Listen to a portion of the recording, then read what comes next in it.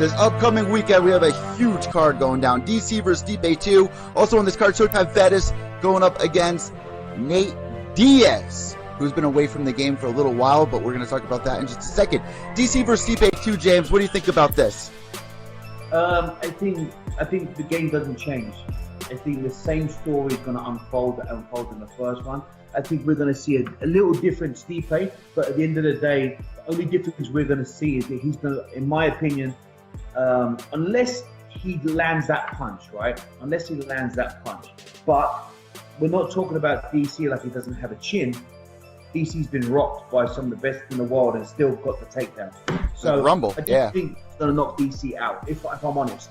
Unless, you know, I'll never say never, but a lucky punch can happen in both sides, right? So on paper, I don't think that Stipe has what it takes to knock him out.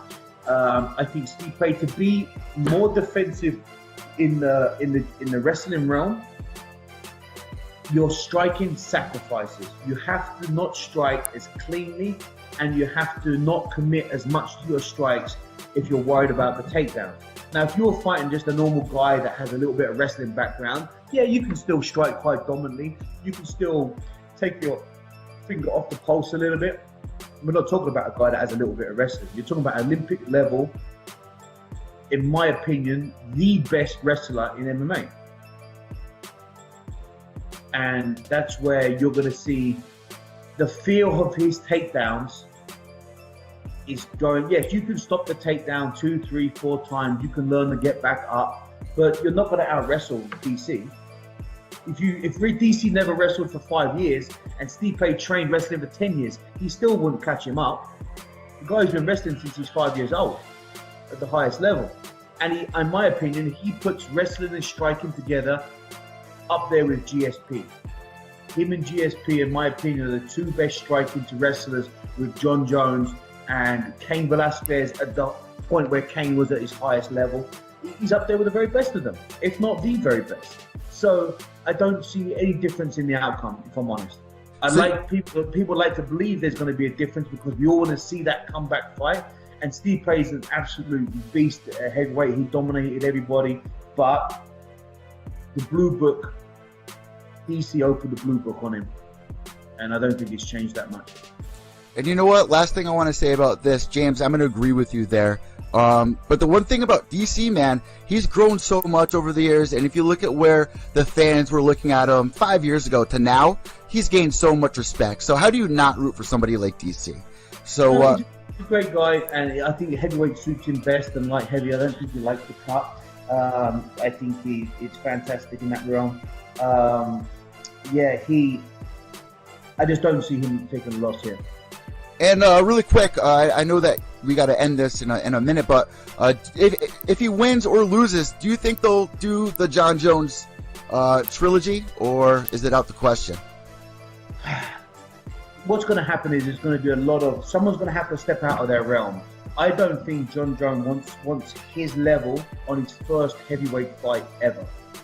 It's a very risky fight at heavyweight to fight DC at his very best in the heavyweight division. If it does happen, it's a multi-million-dollar fight for John Jones. If DC has to cut, like John Jones is playing the card now, DC's too scared to fight me because he won't make weight, he can't cut anymore, blah, blah, blah, blah.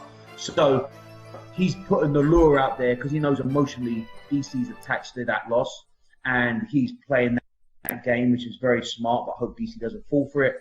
That, you know, I don't know if that fight ever takes place again. They both got too much to lose if they step out of the realm.